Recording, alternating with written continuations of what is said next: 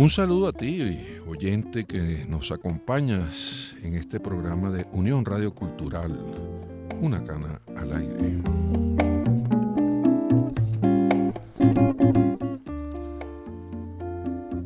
Se trata de una hora dedicada al gusto por compartir cosas entrañables, personajes con sabor e inteligencia, liviandad y acaso con una que otra travesura. Fernando Camacho está en el control de sonido de la estación, Ana Karina Fajardo en el apoyo de producción, investigación y locución con todo y su certificado 58.919. Y quien les habla, Federico Pacanís, certificado de locución 8.761, con mi cana al aire de hoy, dedicada a un término claro y otro no tan claro: poeta o poetisa.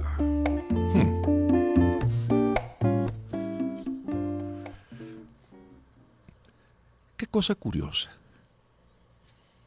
El lenguaje, los términos, eso del masculino y el femenino. ¿Por qué no decirle poeta a quien se dedica a eso, sea hombre o sea mujer? ¿Por qué lo de poetisa? ¿Por qué en el diccionario se acepta una u otra cosa? Entonces uno diría, ¿por qué no ir al análisis de los caracteres que representan justamente a una poeta o a una poetisa? ¿Por qué no irnos hasta, qué sé yo, por allá botado en el siglo catapum chin chin?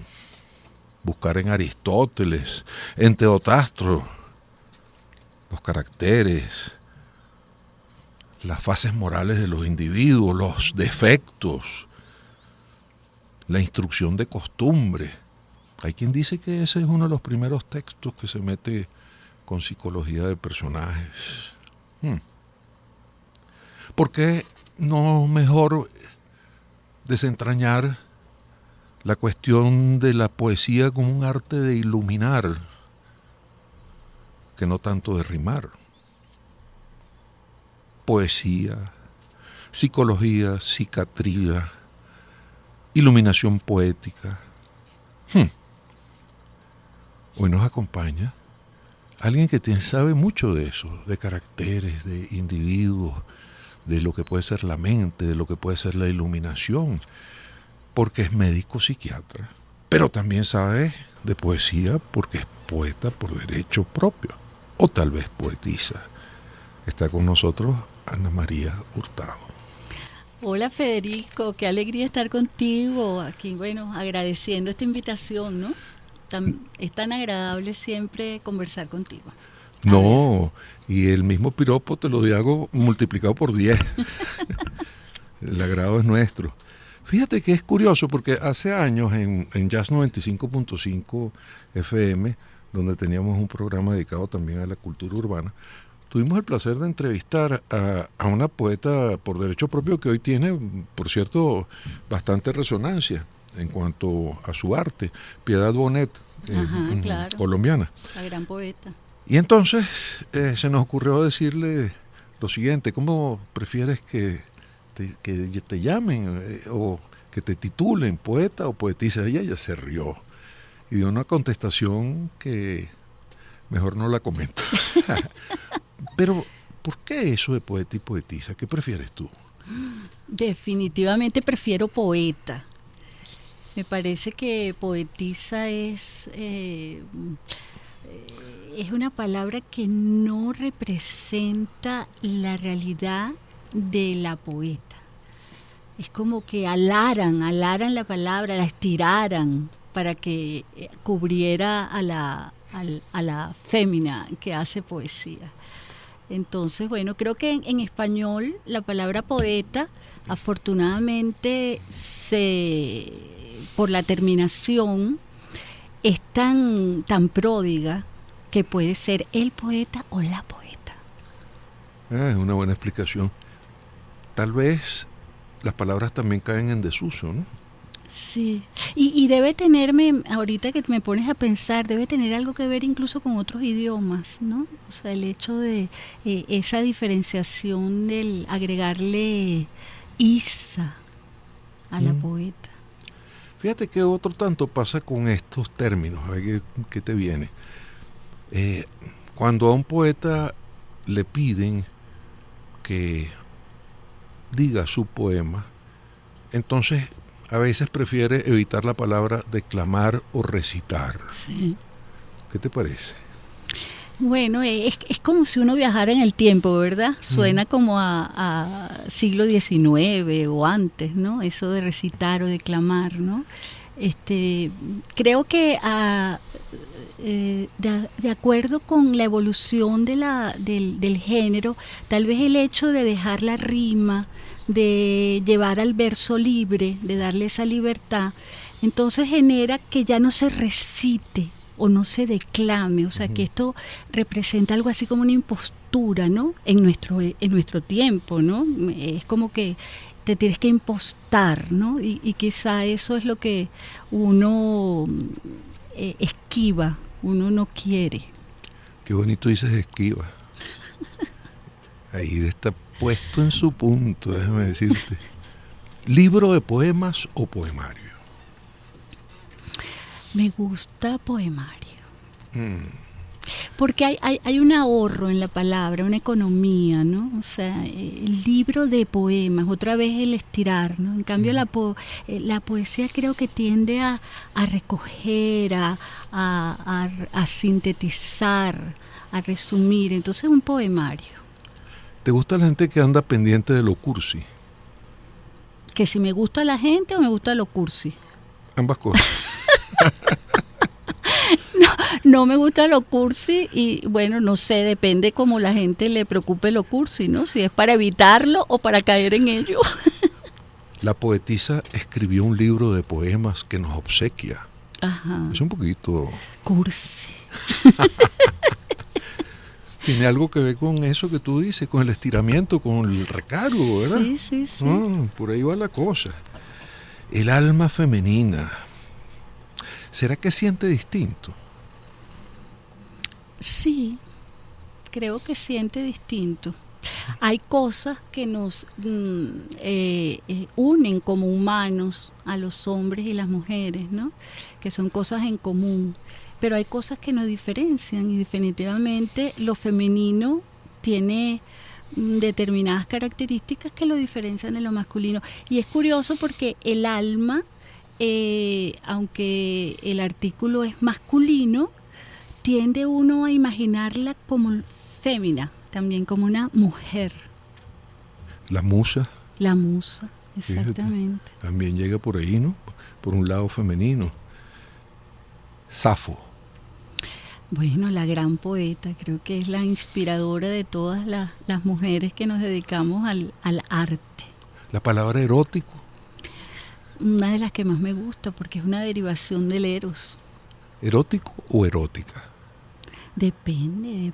Fíjate que tiene sentido que termine en O, que termine en A, ¿no? La erótica es como el ars, ¿no? El ars poética, el ars erótica. Wow. Gabriela Mistral.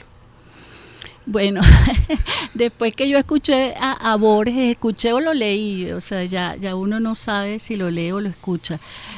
Borges, que era terrible, diciendo que Gabriela Mistral era una especie de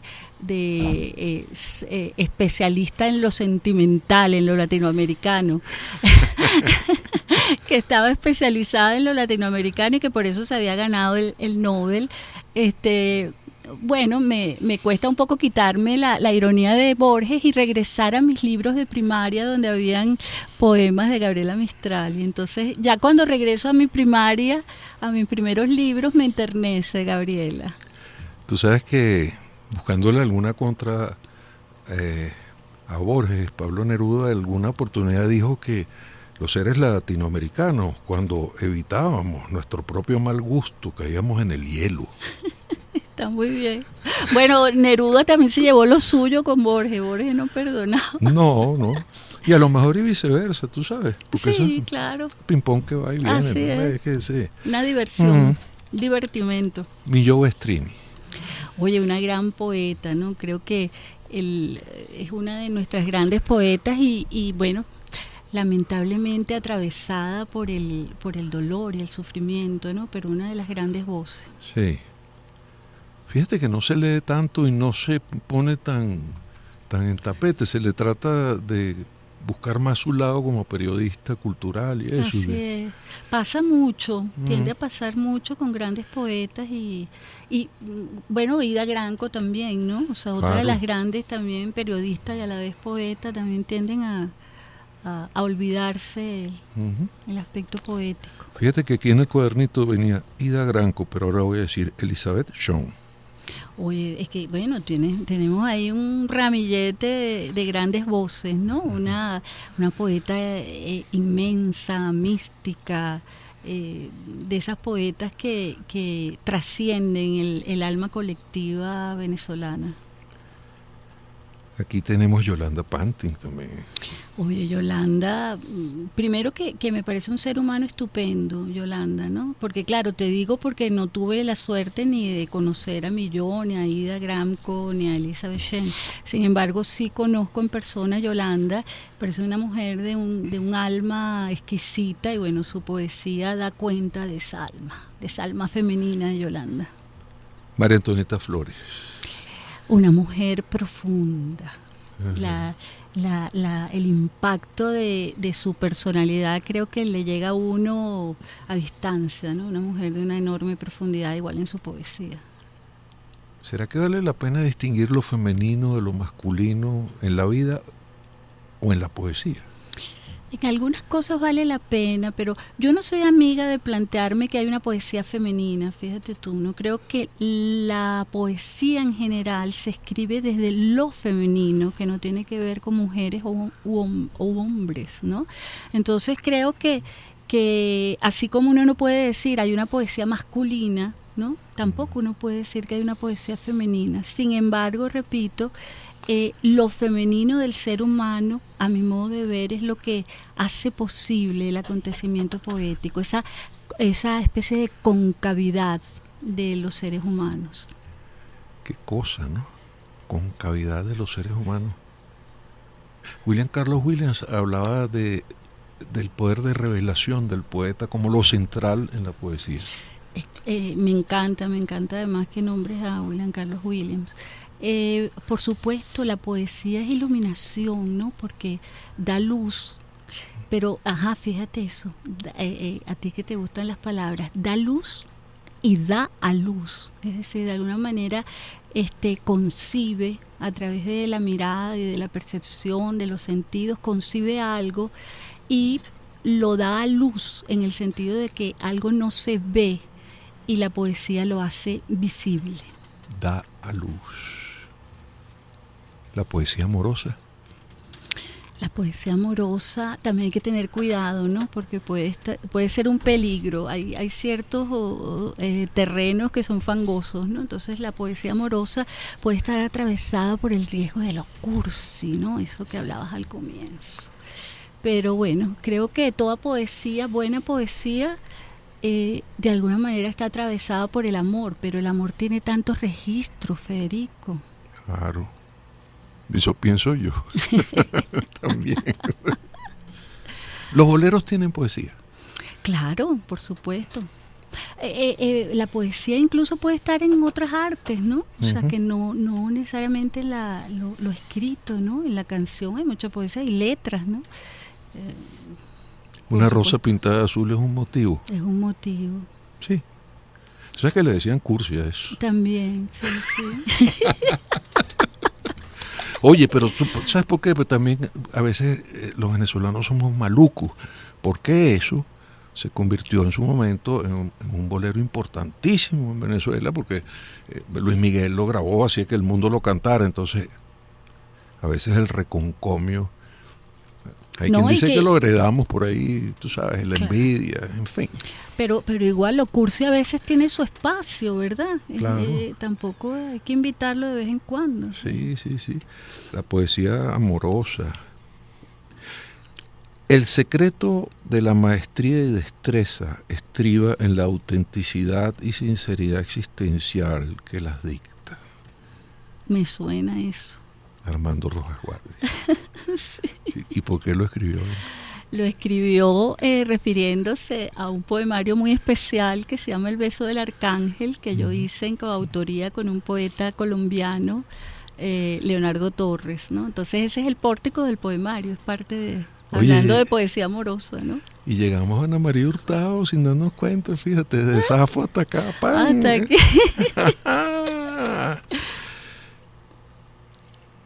Día certero que lo habitas, invítame, abismo, a su pecho silente. El árbol que muere, ¿no? El árbol que en ella muere. Ajá. Eso es un poema de nuestra invitada para ti, amiga y amigo oyente, que está en esta sesión tan particular, o en esta cana al aire, ¿verdad? La cana al aire. Fíjate que eso tiene su carga poética, porque claro, por supuesto es un dicho venezolano. Mira, está echando una cana al aire. Pero aquí como que le dimos otra vuelta, digo yo, vuelta de tuerca. Claro, otra vuelta de tuerca, como diría Henry James. Wow, Henry James, novelista. Novelista, ajá, me encanta. ¿Escribía poemas? Yo no recuerdo si Henry James... capaz ya escribió algún poema, es muy capaz. Y esa que llaman la cualidad poética en el escrito en prosa o en el cuento, la narrativa. Eso existe totalmente. Era lo que te decía, que la poesía no necesariamente está en el verso, también puede estar en la prosa, en las canciones, en la pintura, en cualquier arte, ¿no? En la forma de vivir, recordando a Armando, ¿no? Vivir poéticamente. Y a veces terriblemente poético. Sí. Porque no todo en él era luz, también había oscuridad, y dentro de la oscuridad hay falta de luz, pero también hay luz, ¿no? Claro, y necesaria la falta de oscuridad, porque es lo que da profundidad, ¿no?, a las cosas. Qué cosa con todo la esto. La sombra, ¿no? Sí. ¿Sabes qué? Alguna vez nuestro poeta, digamos, central de estos tiempos, Rafael Cadena, alguien le preguntó acerca de por qué publicar poesía, porque la poesía era un segmento minúsculo de las publicaciones, y él contestó que valía la pena porque él imaginaba que los lectores de poesía eran individuos que a su vez iluminaban a otros lectores y que tenían una opinión profunda, y que había gente que escuchaba lo que ellos decían. Y que entonces, por un poemario que leyera uno de estos señores, a lo mejor había 10 personas que empezaban también a vivir lo que podía ser la poesía. Y que esa era una buena razón para publicarlo. Totalmente de acuerdo con el maestro. Hay un efecto multiplicador, un efecto de contagio. Yo me he fijado a lo largo de los años que gente que no ha estado en contacto con la poesía, escucha buena poesía y se queda atrapada, le incita, tiene una especie de efecto seductor la lectura de la poesía. La lectura de la poesía. Si alguien nunca hubiese leído un poema, ¿qué poeta, alguien de nuestro ambiente, venezolano, de estos tiempos, qué le podrías recomendar tú para comenzar? Bueno, estoy muy marcada por mi maestro Armando Rojas Guardia. Yo le recomendaría a Armando. Armando a veces es también oscuro en su forma de escribir. Sí. Fíjate que eso yo no debería decir, pero cuando yo estaba pequeño lo enseñaban a uno a recitar, entre otras cosas. Sí, yo también recitaba, claro. Sí. ¿Y qué recitabas? Recitaba poemas a la Virgen, por ejemplo. Eso es bellísimo. Claro. Hay un poemario de Armando Rojas Guardia que es la quebrada de la Virgen, claro, que es muy bello, muy luminoso. Su fase religiosa. Así es, mística. Dijo el hombre al hilandero en la puerta de su casa: hilandera, estás cansado, dejé la piedra en las zarzas, tengo sangradas las manos, tengo sangradas las plantas. En cada piedra caliente dejé un pedazo del alma, y dijo la hilandera: pasa. Andrés Eloy, ¿quién es esencial Andrés Eloy? Porque ¿quién no recitó a Andrés Eloy Blanco de chiquito. Es más, yo creo que uno se los aprendía de memoria. Se aprendía a leer y escribir. El primer, mira esto que te voy a decir, el primer poemario que a mí me lo regaló mi papá y fue Giraluna, una edición, la primera edición de Giraluna que venía con dibujos en plumilla. Está bien me marcó ese poemario. Está bien haber dejado de lado a Andrés Eloy Blanco porque rimaba, porque había hecho el canto a España, por este tipo de cosas. No, para nada. Yo creo que Andrés Eloy está en nuestra sangre, Andrés. Hay que reconocer uno su identidad, sus orígenes, aunque uno después haga otra cosa. Uno tiene que ser fiel a eso. Ahí también te voy a recordar a Armando, que decía que si uno no tiene raíces es como un hongo. Sí, que lo saca rápido. Que lo saca. Oye, tremenda imagen. ¿Verdad? Es buenísimo. Te fijaste, amiga y amigo oyente, nos están iluminando. Si no tienes raíces, eres como un hongo. Eres como un hongo. Y un hongo además venenoso, feo, malo. No es que te lo vas a comer ya. Sino No, tiene que reconocer su savia, sus raíces, la sangre que lo anima a uno, ¿no? Había un poema del padre Borges que decía... Carlos Borges. Carlos Borges, que era tremendo, ¿no? Y sí. De pronto, ante la imagen de Jesús rezaba con místico fervor mi devoción cuando cerca de mí pasó una hermana, casi rozando con mi corazón. Uy. El demonio bíblico y maldito quiso, Dios mío, profanar mi rezo. Corrí tras ella, la alcancé y la vida toda se le dio un beso. Eso es bonito. Claro que sí, por supuesto. ¿Y ese adjetivo cabe en poesía todavía? Mira, todo depende de donde uno lo ponga, cómo lo ponga, en qué momento. Yo no me atrevo a decir cosas que ya no se deben usar, ¿no? No creo que tendría esa autoridad, ¿no? Pero sí creo que hay cosas que hay que tenerles cuidado, hay adjetivos a los cuales uno tiene que arriesgarse y pensarlo 2 veces antes de utilizarlo, 2, 3, 4. Mira qué curioso, tenemos en las manos algo que tiene que darte mucho orgullo, el Reino. Uh-huh. El Reino está en una colección de Editorial Mexicana y es una edición preciosa. El Reino se parece a una semilla de mostaza que clama en el desierto interrogando por su mala suerte de no caer en tierra fértil. Pero es que eso rima. Hay una rima interna. Claro. Una cosa es que sea consonante, otra que sea sonante. Exactamente, porque además la poesía, eso es otro elemento importante en la poesía, que es música. Música. Claro. Pero música sin música. Música sin música. La música la lleva uno por dentro, el lector la escucha. Y va en las palabras. Va en las palabras. ¿Y por qué tú no me dices uno de estos que te guste? Digo, del Reino. De pronto abrimos en la página que era, como hacen ciertos individuos en el centro de Caracas que abren la Biblia y dicen, vele ahí y tal. Lo leemos, déjame ver cómo salió, ¿no? Ajá. Okay. Este se llama Deus Absconditus. Wow. Un ímpetu de luz es la salvación de la mañana. Algo anida en el temblor de las hojas. La redención aletea en secreto. Se oculta entre gorjeos, escondido en esa discreción. Sobrevive un color informe sin nombrar.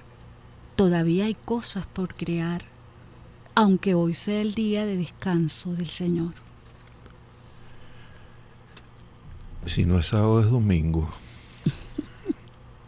Pero el Señor tiene que descansar. Claro.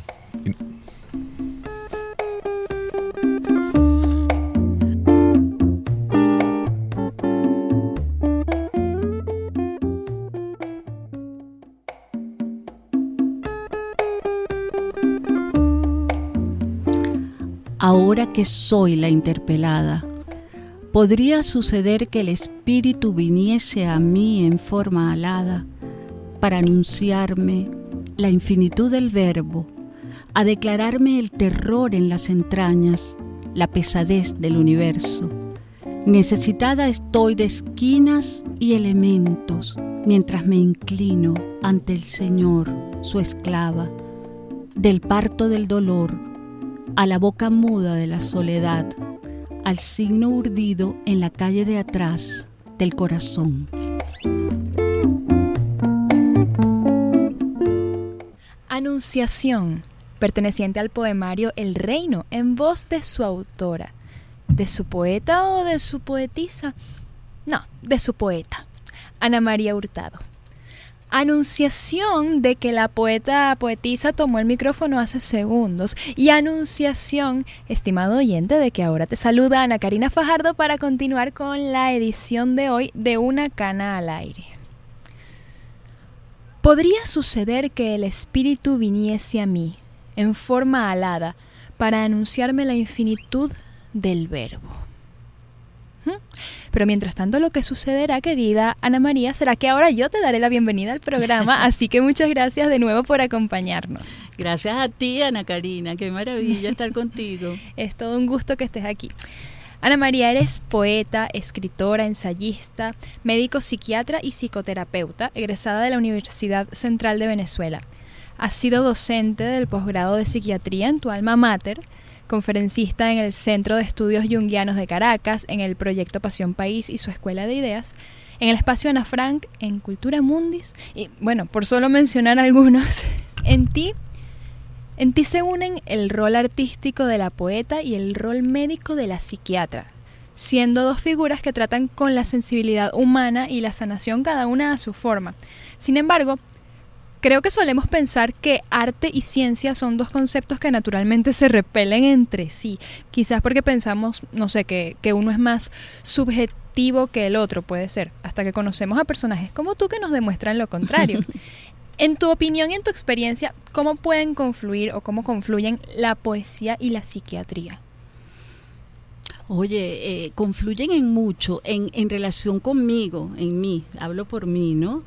De todas maneras, fíjate, escuchándote, la ciencia también es un arte. Incluso a mí me enseñaban en la escuela de medicina, mis maestros, no sé si ya lo dirán, decían siempre que la medicina es un arte y una ciencia, porque no solo es la tecnología, sino también el arte de ejercer, ¿no?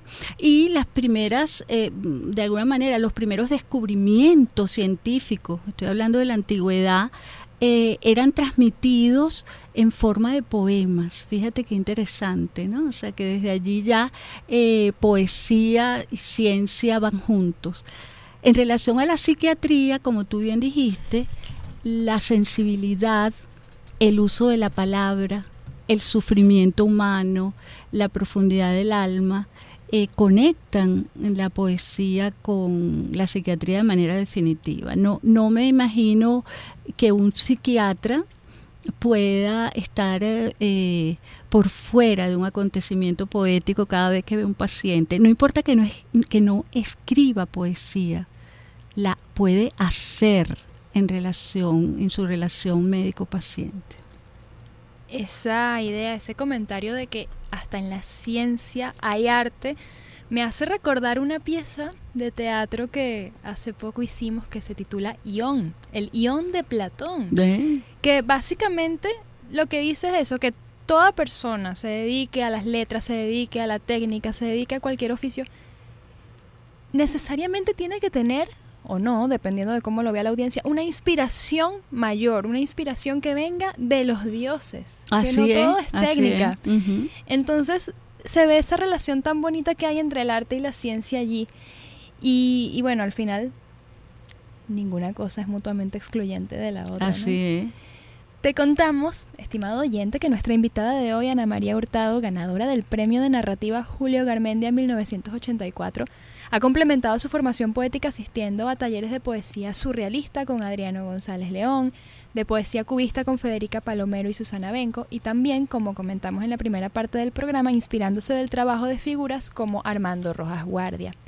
Además, ha colaborado en diversas páginas, blogs, revistas literarias de arte, de psicoanálisis nacionales e internacionales, donde han sido publicados sus textos y poemas. Hablando de publicaciones, vale resaltar que Ana María es autora de poemarios como El beso del arcángel, en coautoría con el colombiano Leonardo Torres, La fiesta de los náufragos, El árbol que en ella muere y La única inocencia. Estos 3 últimos que mencioné, por cierto, fueron publicados por la editorial Diosa Blanca, a cuyo director fundador Edgar Vidaurre tuvimos en el programa hace un tiempo justamente.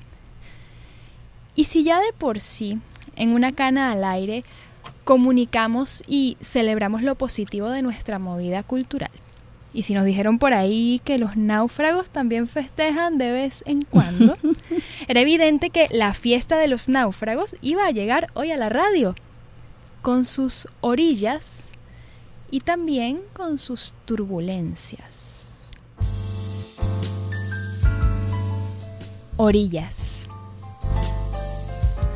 Gritan las gaviotas mientras empuñan sus picos contra la pulpa lasciva del mar. Su frenesí arrastró mis oídos a turbulencias olvidadas. Arribaron barcos a mi cuerpo disperso en la molicie de la arena.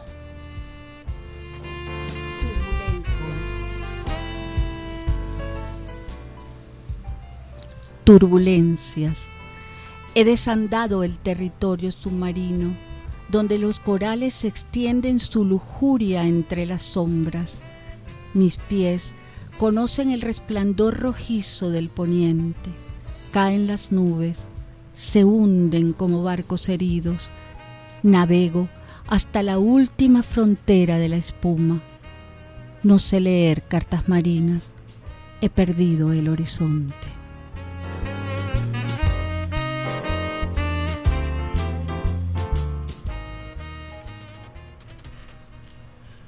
Melopea.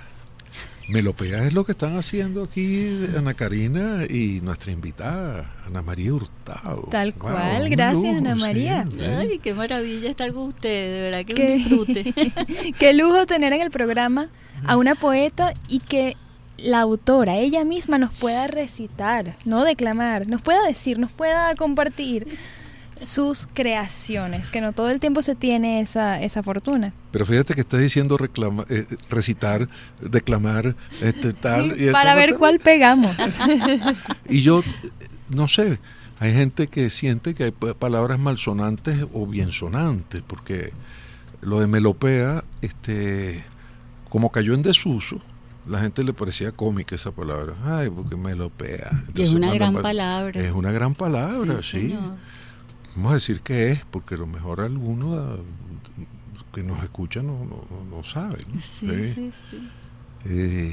Es más, creo que era, si mal no recuerdo, Ezra Pound, que decía que todo poema debía tener una melopea, una falopea, o sea que tenía que ver con las imágenes y la música. Sí.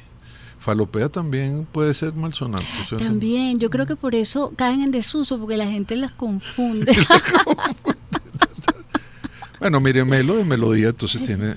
¿Cuál es la diferencia entre las dos? Una es la que tiene que tener imágenes y la otra es la melodía, sí, que tiene que tener melodía el poema. Pero volvemos a lo mismo que estábamos en la primera parte. Entonces hay gente que cree que eso era lo que hacían las señoritas antiguas, que reunían en las tardes en su casa, y había una que tocaba piano, otra que tocaba violín, y había otro que iba representando como un cuadro, y entonces iba el poema encima de aquello declamado o recitado. Pero algo tú dejaste saber en la primera parte, que es que también es cómo se dicen las cosas, y como uno se va ajustando también el lenguaje al tiempo para que no huela a naftalina. Claro, sí. Hay quien no sabe qué es eso, Elena. La misma naftalina cayó en desuso. Sí, porque eso era para quitarle el olor malo a los cuartos, ¿no? Sí, también. En las gavetas. A las gavetas y eso. Tenemos también otro invitado que anda por aquí riéndose. ¿Quién será, Federico? ¿Ah? ¿Quién será? Sariel Sarabia. No, mentira. José Labo. José Labo. Bueno, eso fue otro programa por allá lejos. Esta es una palabra, o es una pregunta que se hacen a menudo y que a lo mejor alguien que tiene también dentro de sí la medicina puede contestar. ¿La poesía sana o sirve para eso?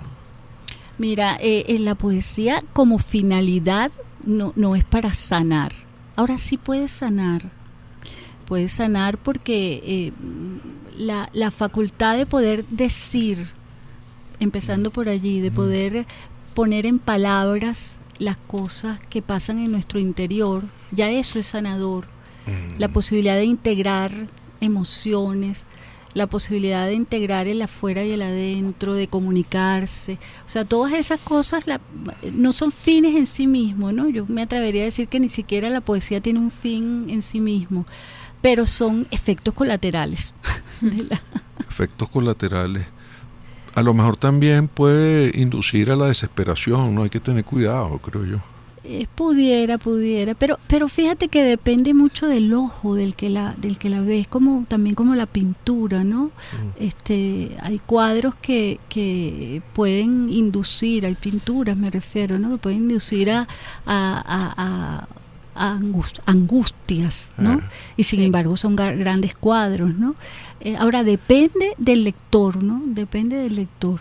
Hay poesía de todo tipo, hay poesía que alegra, por ejemplo, ¿no? Hay poesía que es vital, ¿no? Ese Whitman celebrándose, ¿no? Eso, mientras que Vallejo por allá en París muriendo una tarde de lluvia, o sea, imágenes, ¿no? Pero es sanador, ¿no? Porque si algún deprimido, por ejemplo, lee a Vallejos y se identifica con Vallejos, tal vez siente que lo que él está padeciendo, alguien lo transformó en palabras, alguien lo transformó en imágenes, entonces se siente identificado. O el mismo depresivo lee a Whitman y empieza a descubrir que él se puede celebrar porque está vivo, ¿no? Que puede celebrar su cuerpo, su vitalidad, ¿no? Alguien hubiese dicho antes, es que no es la flecha, es el indio. Es el indio. Eso lo dijo el indio. No, debe ser. No, porque también el dicho popular tiene mucho de acto poético, y yo creo que para bien, no es para despreciarlo. Hay muchas iluminaciones de ese tipo que están en el habla popular, que hay que escucharlas con cuidado, porque sí enseñan. Sí, claro. Entonces, no está tan alejado quien guste de estas cosas y quien las atesore, a quien de pronto se atreva a escribirlas, a pensarlas, a utilizarlas en su vida. Y por ahí va la cosa poética. Hay un cuento de un poeta que va pasando, poeta pintor, que van a cruzar una avenida, ¿no? Con alguien que es científico, y de pronto pone la luz roja para el peatón y aprovecha el científico y le dice, mira, eso que haces tú, que es poesía y pintura y eso, ¿qué es eso, chico? ¿Eso qué significa? Imagínate, mientras viene la luz para cruzar. Y él le dice, ve la calzada.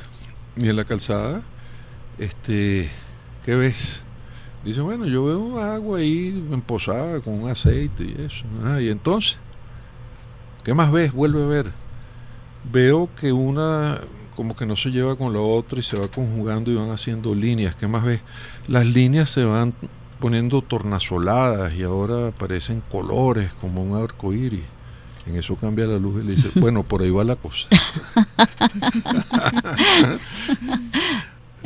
Fíjate que ahí está la capacidad de observación y la atención, ¿no? Que son también importantísimas en la poesía, ¿no? La atención. Claro. Ana María, ¿y qué llegó primero a tu vida? ¿El amor por la poesía o el amor por la medicina, en este caso la psiquiatría? Bueno, primero llegó el amor. Bueno, importante. De mi mamá. Mi mamá me ama. Creo que esa es la base de todo lo demás. Creo, mira, no sé, porque esas cosas son muy difíciles de determinar en retroactivo, ¿no? Viendo hacia atrás. Siempre tuve amor por las palabras, siempre por las letras. De hecho, aprendí a leer muy, muy, muy niña, muy pequeña, y muy rápido, porque quería leer los libros y quería leer el periódico. Me acuerdo de que los periódicos aquellos que Sí. inmensos, ¿no? Eso me llamaba muchísimo la atención yo tenía claro, siendo muy, muy pequeña, que quería aprender a leer, y creo que ya allí hay una conexión directa con esto, igual que a la escucha de los cuentos que me echaban mi tía abuela y mi mamá. Entonces ya allí hay una conexión, y luego la conexión médica también es muy, muy, muy temprana, ¿no? El deseo de ayudar a los demás, ¿no? Era también fueron ambas vocaciones muy tempranas. Lo que pasa es que la medicina es más fácil concretarla, ¿no? O sea, decir voy a estudiar medicina, ¿no? Sí. No me planteé voy a estudiar poesía ni voy a estudiar letras, sino voy a estudiar medicina como un hecho concreto, ¿no? O sea, se podía concretar más. Sin embargo, toda la vida creo que, por ejemplo, por darte rememorar algo, a mí me encantaba hacer las historias de los pacientes, lo que uno llama la historia clínica. Mezclando vocaciones. Era extraordinario hacer una historia clínica, y claro, yo salía muy bien, los profesores se encantaban con mis historias. Yo tenía un profesor que ojalá escuchara esto, Francisco José Crocker, que fue profesor mío insigne. Él me enseñaba a hacer historias y yo disfrutaba con él haciendo historias médicas porque eran cuentos. Eran cuentos, estabas ligando ambas vocaciones que yo creo que también se ven unidas por la palabra empatía, por la palabra sensibilidad, porque para ambas tienen que estar presentes. Exactamente. Oye, mira qué curioso que tú acabas de decir Francisco José Crocker, y de pronto el hijo de Francisco José Crocker, de Pancho Pepe Crocker. Wow. El hijo de Pancho Pepe Crocker y el papá de Eleonora Crocker, ¿no? Ah, claro. Sí. Y fíjate tú, entonces las palabras traen a otro personaje que no pertenece al mundo de la poesía, sino que era tremendo narrador de béisbol. Tal vez el más importante de toda nuestra historia. Sí, señor. Y era un hombre que podía decir poemas y declamar sin que nadie se metiera con él también. Bueno, entonces, fíjate tú lo siguiente, es curioso porque mientras estamos conversando estamos viendo la bella edición del libro El Reino. Editorial Salto Mortal de Guadalajara. ¿Cómo? Editorial Salto Mortal de Guadalajara. ¿Qué te parece? Los buenos trapecistas hacen eso. Y lo llaman mortal porque si caen mal, ay, papá. Bueno, eso le pasa al poeta o al que intenta hacer poesía. Si uno cae mal... Bueno, fíjense esto, porque para que también podamos compartir la voz de Ana María en la no tan bella voz mía, pero ahí va. Mira, dice: entren por la puerta angosta, cita bíblica Mateo 7:13. Ana María Hurtado. Qué angosta la puerta del alfabeto, dice el poeta Adonis. Por ello el poema, habitante del reino, ha de despojarse, hacerse filo de luz, atravesarse las celosías, las diminutas endijas, ser estela de agua, descalzarse y hundirse en reverencia, florecer en las esquinas lodosas de los glifos, dejar caer algunos pétalos, develar sin pudor sus zonas erógenas, dejar al aire el ombligo, y que broten tallos delgados y ágiles hasta abrirse en la rosa desnuda que se esconde. El poema, como el pan, brota de la boca de Dios. Si yo le pregunto a usted, amigo oyente o amigo oyente, si el poeta ha de ser culto o cultivado, tal vez podríamos decir, fíjense, una gente que escoge, entren por la puerta angosta del Evangelio de San Mateo, que luego va a otro extremo y busca en el poeta Adonis, que ya es algo contemporáneo, que angosta la puerta del alfabeto, que usa palabras como glifos, zonas erógenas. Bueno, lo de dejar al aire el ombligo, eso se lo trae para acá, sí. Y lo de que broten tallos delgados y ágiles hasta abrirse en la rosa desnuda que se esconde.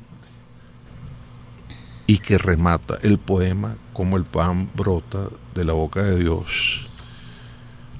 Yo creo que eso dice mucho de lo que tú eres, de lo que está dentro de ti. Bueno que lo escuchas y que lo lees. Ajá. Qué bueno que lo dices, que lo escribes. Claro, pero el poema termina en la boca del lector, o en este caso, o en los ojos del que lo lee, ¿no? Allí se termina de tejer el poema. Bueno, estamos viviendo momentos poéticos. Esa era la cadena de Ion. Ajá. La cadena de Ion, la inspiración proveniente de los dioses hasta el artista, y el artista lo transforma en algo que entrega a la audiencia. Mira qué bello. Oye, Ana Karina, ¿y entonces? Bueno, hablando de nuestro Ion de Platón. El próximo lo bailamos, decían. Ustedes lo pusieron allí, yo lo relacioné. Oye, ha sido verdaderamente un placer tenerte aquí, déjame decirte. Es la segunda vez que vienes al programa. Y tienes claro. Pero fíjate que hemos hablado de declamar, de recitar, de decir el poema. Y hay mucho en el arte de la actriz o en el arte dramático que llaman representar, que les encanta decir voy a representar, no voy a interpretar, voy a representar. Y la verdad es que los poemas en tu voz y en tu pluma se dejan representar por ti misma. Ay, qué bueno, qué bien, gracias. No, gracias a ti por estar aquí. Gracias por acompañarnos, Ana María, ha sido un gusto. Igualmente. En la conducción del programa estuvo Federico Pacanins y quien les habla, Ana Karina Fajardo. Pueden encontrarnos en Instagram como @FedericoPacanins y @Caritopía. Este programa es posible gracias al equipo conformado por Gitanjali Suárez, Inmaculada Sebastiano, Melanie Pieruzzi, Carlos Javier Virgües y Giancarlos Caraballo. También puedes seguir la transmisión en vivo en www.mundour.com. Debes buscar la pestaña de Radio en Vivo, bajar y darle clic en Unión Radio 90.3. Recuerda que nos puedes seguir también en @mundourweb y @radioescuela. Gracias por acompañarnos en la edición de hoy de Una Cana al Aire, un espacio para la cultura urbana. Hasta la próxima.